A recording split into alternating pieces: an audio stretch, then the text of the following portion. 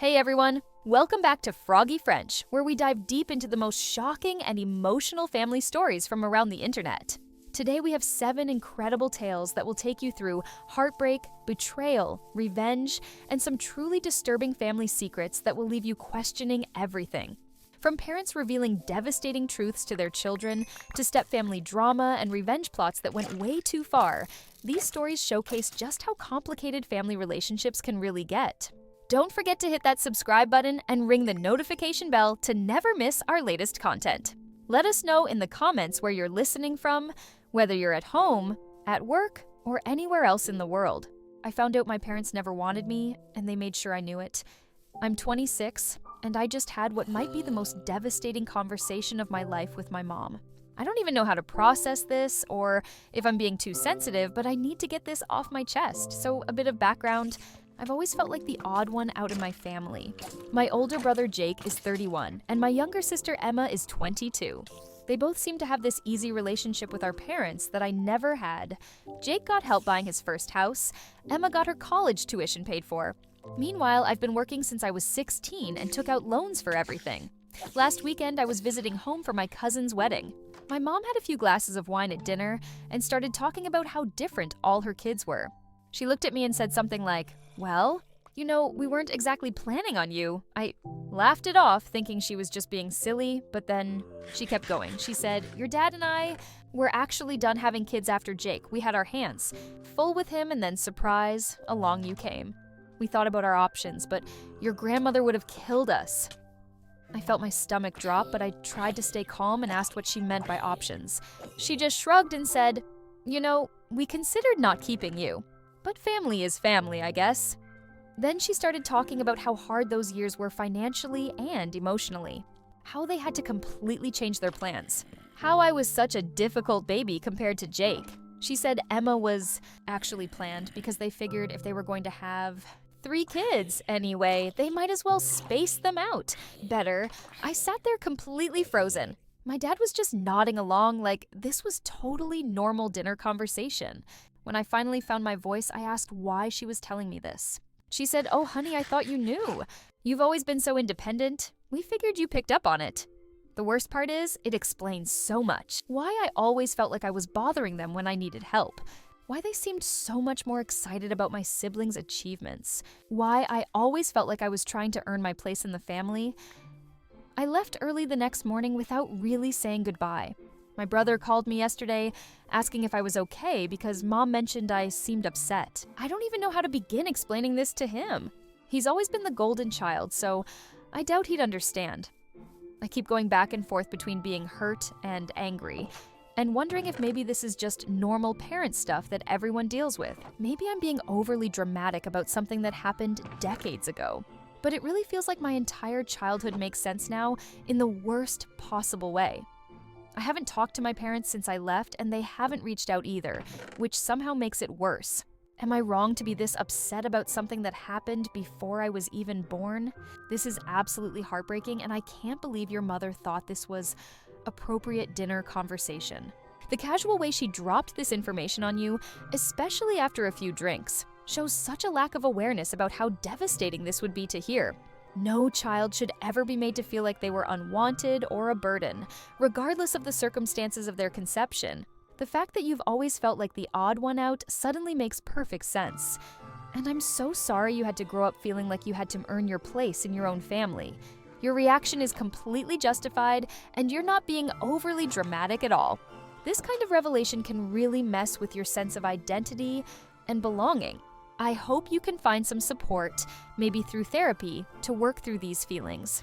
Well, let's hope the next one is less emotionally devastating. Am I the asshole for refusing to take care of my aging father after he chose my stepmother over me for years? My dad is 72 and has been declining health-wise over the past year. My stepmother, Carol, who is 68 recently, had a stroke and can't take care of him anymore. Now my half-brother Marcus, who is 30, is saying it's my responsibility as the eldest child to step up and help. Here's the thing, though. When I was 15, my parents got divorced, and my dad married Carol within 6 months. I tried really hard to have a relationship with both of them, but Carol made it clear from day one that I wasn't really welcome. She would plan family trips when she knew I had visitation weekends. She redecorated my childhood bedroom into her craft room before the divorce was even finalized. When I graduated high school, she convinced my dad not to help with college because they were saving for Marcus's future education. For years, I watched my dad choose Carol and Marcus over me again and again. When I got married 8 years ago, Carol threw a fit about the wedding date because it conflicted with Marcus's graduation party. Instead of telling her to deal with it, my dad asked me to move my wedding. I refused, and he ended up skipping my ceremony to go to the graduation party. When my daughter was born 3 years ago, I really hoped things would change. I thought becoming a grandfather might make him want to repair our relationship. But every time I'd visit with the baby, Carol would make comments about how I was disrupting their routine or how the baby was too fussy. My dad never stood up for me or his granddaughter. Now that Carol can't be his caregiver anymore, suddenly I'm getting phone calls from Marcus telling me I need to step up and be a good daughter. He says dad is family, and family takes care of each other. The irony is not lost on me considering how they treated me like an outsider for over 20 years. I told Marcus that dad made his choice a long time ago about who his real family was, and now he gets to live with the consequences. I said Carol has family of her own who can help, and if not, they can look into assisted living facilities. Marcus called me selfish and said I'm abandoning my father when he needs me most. My husband supports my decision, but some of my friends think I'm being too harsh. They say I should be the bigger person and that I'll regret it if something happens to my dad, and we never reconciled. But honestly, after decades of being treated like a second-class family member, I just don't have it in me anymore. The guilt is eating me alive, though. Part of me wonders if I should try to help, just so I can live with myself later. But another part of me thinks, why should I sacrifice my time and energy for someone who never prioritized me when it mattered? Am I the asshole for refusing to take care of my dad after years of him choosing his new family over me? You are absolutely not the asshole here, and honestly, I'm amazed you even feel guilty about this. Your dad and stepmother spent decades showing you exactly where you stood in their priorities, and now they want to act shocked that there are consequences for their choices. The audacity of Marcus calling you selfish when his mother literally had your childhood bedroom turned into a craft room is just unbelievable. You don't owe them anything, especially not after being excluded and treated poorly for 20 years. Family loyalty is supposed to go both ways, and they failed you long before you made this decision. I think you're being wise to protect your own mental health and your nuclear family. Moving on to another tricky situation. My sister destroyed my wedding dress, so I made sure she couldn't afford her own wedding. This happened about 8 months ago, but I'm still dealing with the fallout, and I need to know if I went too far. My sister Megan and I have always had a complicated relationship. She's 28 and I'm 31. Growing up, she was always the dramatic one who had to be the center of attention. When we got older, things got better between us, but there was still this underlying competition thing. Last year, I got engaged to my boyfriend David, and we set our wedding date for September. Megan had been dating her boyfriend Ryan for about 3 years, and they got engaged 2 months after us. She immediately set her wedding date for November, so we'd have our weddings pretty close together. I found this absolutely perfect vintage wedding dress at an estate sale. It was from the 1950s and fit me like it was made for me. The lace was intricate and delicate, and it only cost me $400, which was incredible for something so beautiful. I was obsessed with this dress and posted pictures of me trying it on to show my mom and close friends. Megan kept making comments about how she wished she could find something as unique as my dress. She'd say things like, "Oh, I hope I can find something half as pretty," or "Wow, you're so lucky to have found that." I thought she was just being supportive, but looking back, I think she was already planning something. 3 weeks before my wedding, I went to try on my dress one final time and make sure the alterations were perfect. When I opened the garment bag, I nearly threw up. Someone had taken scissors or maybe a knife to the entire dress. The bodice was shredded, the lace was in ribbons, the skirt had huge gashes through it. It was completely destroyed and there was no way to repair it. I called my mom crying and she came over immediately. When we examined it more closely, we found long brown hairs caught in some of the torn lace. Megan has long brown hair. I have short blonde hair. We also found a small piece of paper that had fallen out of the garment bag with part of Megan's handwriting on it. When I confronted her, she denied it at first, but eventually broke down and admitted she destroyed my dress. She said she was jealous and couldn't stand that I'd found something so perfect when she was struggling to find anything she liked. She said she didn't think about how it would affect me. She just acted on impulse. She offered to help pay for a replacement, but with 3 weeks' notice and a tight budget, there was nothing comparable available. I ended up having to buy a dress off the rack that I didn't love for my own wedding. It was fine, but it wasn't special, and every time I looked at my wedding photos, I thought about my destroyed vintage dress. Here's where my revenge comes in. Megan and Ryan were paying for their own wedding and had been saving for 2 years. They had about $12,000 set aside. Megan works at a small marketing company that my friend Jessica owns. I've known Jessica since college, and she's always trusted my judgment about people. I told Jessica the whole story about the dress and mentioned how unstable and vindictive Megan had been acting lately. I didn't directly ask her to fire Megan, but I did express concerns about having someone with those kinds of impulse control issues working with clients and handling sensitive projects. Jessica ended up letting Megan go about a month later. Without Megan's income, they couldn't afford their November wedding and had to postpone it indefinitely. They've been struggling financially ever since. And as far as I know, they still haven't been able to reschedule. My family is split on this. My mom thinks I went too far and destroyed Megan's life over a dress. My dad says Megan brought it on herself, and actions have consequences. Megan has been telling everyone that I'm vindictive and cruel, and that I ruined her relationship with Ryan. Did I take my revenge too far, or did my sister get what she deserved? Oh wow, this is such a mess. But honestly, I think your sister had this coming. Destroying someone's wedding dress 3 weeks before their wedding is just unforgivably cruel and selfish. The fact that she tried to deny it at first makes it even worse. That said, getting her fired and essentially destroying her financial stability does feel like escalating things pretty significantly. I can understand the impulse for revenge after what she did to you, but part of me wonders if there might have been a middle ground somewhere.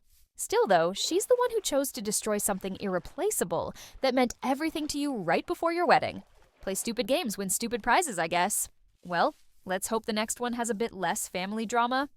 I think my wife is having an affair with my brother, and my whole family knows. I'm 34, and I've been married to Sarah for 9 years. My brother Tom is 37 and has always been the charming one in the family. I'm starting to think something is going on between them, and it's making me feel like I'm losing my mind. It started about 6 months ago when Sarah began working out more and buying new clothes. She said she wanted to get in better shape, which seemed normal enough. But then she started going to the same gym where Tom works as a personal trainer. She claimed it was just convenient because she got a discount through his employee referral, but it felt weird to me. Then I noticed they were texting each other a lot, like constantly. Sarah would be on her phone during dinner, and when I'd ask who she was talking to, she'd say, "Oh, just your brother about workout stuff." But she'd always put her phone face down after that and seemed nervous about it. The real red flag was at my mom's birthday party last month. I went to the kitchen to get more ice and found Sarah and Tom standing really close together by the counter. They jumped apart when they saw me and both started talking at the same time about how they were just discussing Sarah's training schedule. But the energy felt all wrong and they both seemed flustered. Since then, I've noticed my whole family acting strange around me. My mom keeps asking how things are at home and if Sarah and I are happy. My dad made some comment about how marriage takes work and you have to pay attention to your spouse. Even my sister Lisa has been weird and keeps changing the subject whenever I mention Sarah or Tom. Last week, I decided to surprise Sarah at the gym after her evening workout. When I got there, the front desk person said she'd already left, but Tom's car was still in the parking lot. I waited around for 20 minutes and finally saw them come out of the building together, laughing and touching each other's arms. When Sarah saw me, she looked like she'd seen a ghost. She said they had just finished her session and were talking about her progress in the lobby. Tom barely made eye contact with me and mumbled something about needing to get home. The whole interaction felt so awkward and forced. I've tried talking to Sarah about my concerns, but she gets defensive and says I'm being paranoid and jealous. She insists that Tom is just helping her with fitness goals, and that I should be grateful she has support in the family. But something in my gut tells me there's more going on. The worst part is I think my parents know something. Yesterday, my mom called and asked if I wanted to come over for dinner alone because she had something to discuss with me. When I asked if Sarah was invited, she got quiet and said, "Maybe it would be better if it was just us this time." I don't know what to do. Part of me wants to hire a private investigator, but that feels like crossing a line. Part of me wants to confront Tom directly, but I'm scared of what I might find out. And part of me is wondering if I'm just imagining all of this, because I can't believe my own brother would betray me like this. Am I being paranoid? Or is my wife cheating on me with my brother? This whole situation sounds absolutely awful, and I really feel for you. Those gut feelings are usually there for a reason, and the way everyone in your family is acting definitely suggests they know something you don't. The fact that your mom wants to talk to you alone and specifically didn't invite Sarah is pretty telling. I think you need to trust your instincts here, because all these little signs are adding up to something bigger. The gym thing, the constant texting, jumping apart when you walked in, your family's weird behavior around you, it's all just too much to be coincidence. You deserve to know the truth, even though it's going to be incredibly painful. Maybe start with that conversation with your mom, since she seems like she wants to tell you something. I'm so sorry you're going through this. Betrayal by both a spouse and a sibling would be devastating. Let's move on to something hopefully less heartbreaking. My family has a disturbing tradition, and I finally found out what happened to my cousin who questioned it. I'm 25, and I've been trying to understand something about my family for years. We have this weird tradition that I always thought was just quirky, but now I'm starting to think it's something much darker. Every year on the winter solstice, my extended family gathers at my great-uncle Arthur's old farmhouse about 2 hours outside of town. It's this massive property that's been in our family for over a century. The house is creepy as hell with dark wood everywhere and portraits of dead relatives staring down at you from the walls. During these gatherings, the adults always disappear for a few hours in the evening while the kids are told to stay upstairs and play games or watch movies. They'd lock the basement door, and we could hear muffled voices and sometimes what sounded like chanting coming from down there. When we'd ask about it later, they'd just say it was boring adult business stuff. As I got older, I started paying more attention. The adults would come back upstairs looking exhausted and sometimes emotional. My Aunt Carol would have red eyes like she'd been crying. My dad would be really quiet for days afterward. And there was always this weird smell that would drift up from the basement, like herbs burning or something medical. My cousin Derek, who was 3 years older than me, started asking questions when we were teenagers. He was always the curious type who couldn't let mysteries go. During the gathering when I was 16, he tried to sneak down to the basement while the adults were doing whatever they do down there. He got caught, and there was this huge fight. I remember my Uncle Marcus dragging Derek upstairs by his arm and everyone looking terrified. Derek left for college that fall, and I barely saw him after that.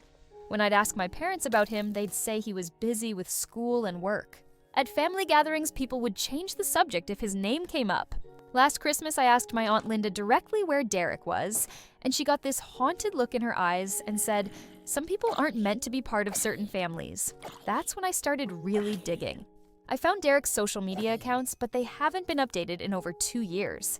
His last post was just a picture of that old farmhouse with the caption, "Some secrets should stay buried." I tried calling his old phone number, but it's disconnected. I even drove to his last known address, but the landlord said he moved out suddenly and left no forwarding information.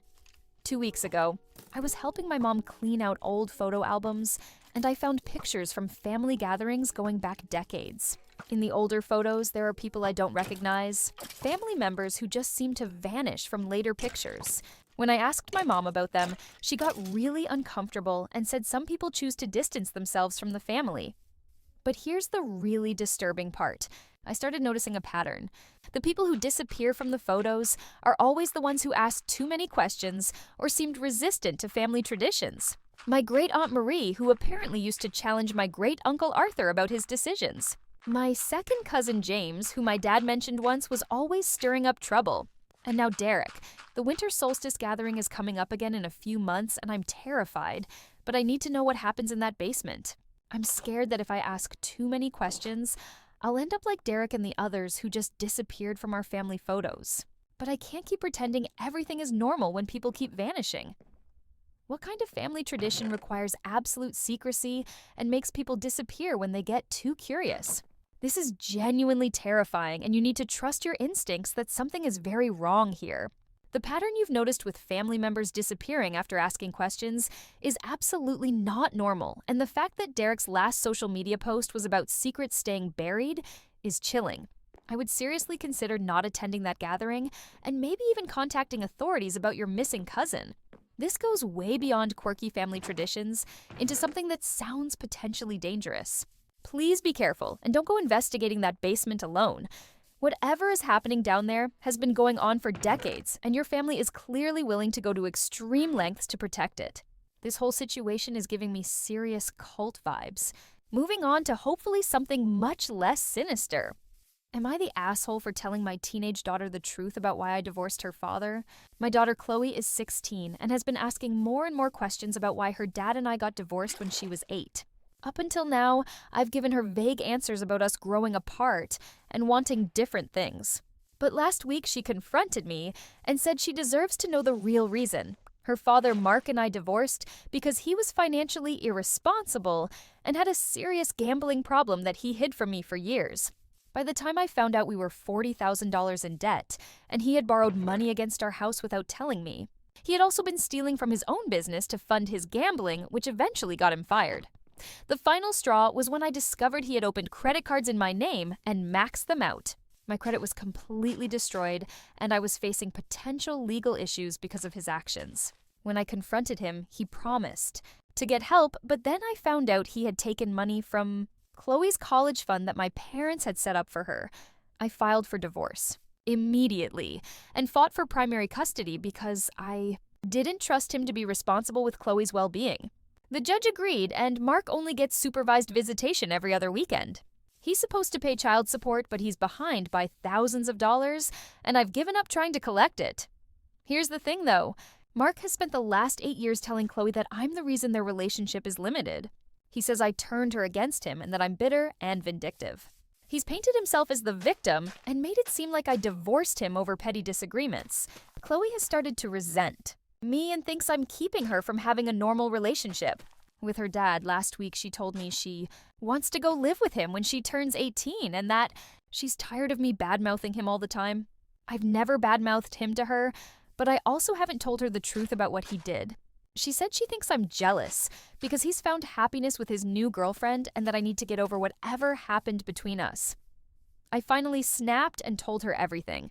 I showed her the court documents, the bankruptcy papers, the records of him stealing from her college fund. I explained that her limited visitation with him isn't because I'm controlling, but because the court decided he was financially irresponsible and potentially harmful to her well-being. Chloe was devastated. She cried for hours and said she felt like her whole life had been a lie. She's barely spoken to me since then and hasn't wanted to see her dad for their scheduled visit this weekend. She's been staying in her room and seems completely lost. My sister thinks I did the right thing by telling her the truth, but my mom thinks I should have waited until she was older. She says 16 is too young to handle that kind of disillusionment about a parent. My ex-husband is furious and says I've traumatized our daughter just to make myself look better. But I was tired of being the villain in a story where I was actually trying to protect my family from his destructive choices. I felt like she needed to understand why certain decisions were made and why our lives are the way they are. Am I the asshole for telling my daughter the truth about her father's gambling problem and financial crimes? This is such a difficult situation, and I really feel for you. You are stuck between protecting your daughter's relationship with her father and protecting yourself from being painted as the bad guy for 8 years. At 16, she's definitely old enough to understand the truth about serious issues like gambling addiction and financial abuse. And honestly, her father put you in this position by lying to her all these years. The fact that he was telling her you were keeping them apart when it was actually a court order based on his behavior is just manipulative. Yes, it's painful for her to learn this, but she was already planning to move in with him at 18 without understanding the real risks involved. You gave her the information she needs to make informed decisions about her future relationship with her father. The truth was going to come out eventually anyway. Let's hope our next story deals with something a bit less emotionally complex. My stepdad keeps trying to be my real dad, and it's making me uncomfortable. I'm 16, and my mom remarried 2 years ago to this guy named Paul. He's not a bad person, but he's really trying hard to be my dad, and it's getting weird. My real dad lives about 4 hours away, and I see him every other weekend. My parents divorced when I was 11, and it was pretty amicable. Dad pays his child support on time, and we have a good relationship even though we don't live together. Paul is 43 and never had kids of his own. When he and Mom started dating, he seemed really excited about the idea of having a teenager in the house. At first, it was kind of nice because he'd ask about school and offer to help with homework and stuff. But now it feels like he's trying too hard. He keeps suggesting I call him Dad instead of Paul. When I said I already have a dad, he got this hurt look and said he wants to be a father figure to me too. He started signing my school papers as Dad without asking me first. When teachers call home, they're confused because they think Paul is my biological father. The worst part is he started making comments about my real dad. Nothing too obvious, but little digs like, well, if your father really cared, he'd visit more often, or it must be hard having a part-time dad. When I defend my dad, Paul acts like he was just trying to be supportive and I'm being too sensitive. Last month, he suggested we go on a father-son camping trip, just the two of us. When I said I'd rather wait and go with my real dad, he looked really disappointed and said something about how he's the one who's here every day taking care of me. Mom overheard and later told me I should give Paul a chance because he's really trying to build a relationship with me. The thing is, I don't want another dad. I like Paul fine as my mom's husband, but I already have a father, and it feels disrespectful to him to pretend Paul can just step in and replace him. My dad has never missed a child support payment or a scheduled visit. He calls me twice a week and comes to my soccer games when he can. He's a good dad, even though my parents aren't together anymore. Yesterday, Paul brought up legally adopting me so I could have his last name. He said it would make us a real family, and I wouldn't have to feel different from him and Mom. When I said no, he seemed really hurt and asked if I didn't consider him family. I tried to explain that I already have a last name and a dad, but he said I was being stubborn and ungrateful. Mom thinks Paul is just trying to show how much he cares about me, but it's starting to feel suffocating. I don't know how to tell him to back off without hurting his feelings or causing problems in their marriage. How do you deal with a step-parent who wants to replace your real parent instead of just being an additional supportive adult in your life? This is such a common but tough situation, and you're handling it really maturely. Paul clearly means well, but he's going about it all wrong by trying to replace your dad instead of just building his own relationship with you. The adoption suggestion is way over the line, especially since you have a good relationship with your biological father. It sounds like Paul might be insecure about his role in the family and is overcompensating, but those little digs about your real dad are really inappropriate. Maybe you could have a calm conversation with your mom about setting some boundaries, like Paul not signing school papers as your dad and stopping the comments about your father.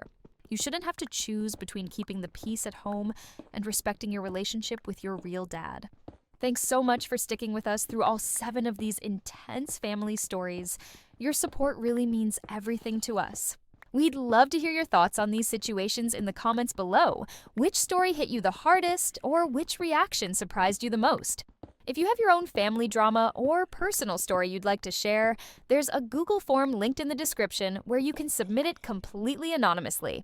We read every single submission and feature the most compelling ones in future videos while keeping your identity completely protected. Make sure to subscribe if you haven't already so you never miss our latest content, and we'll see you in the next video.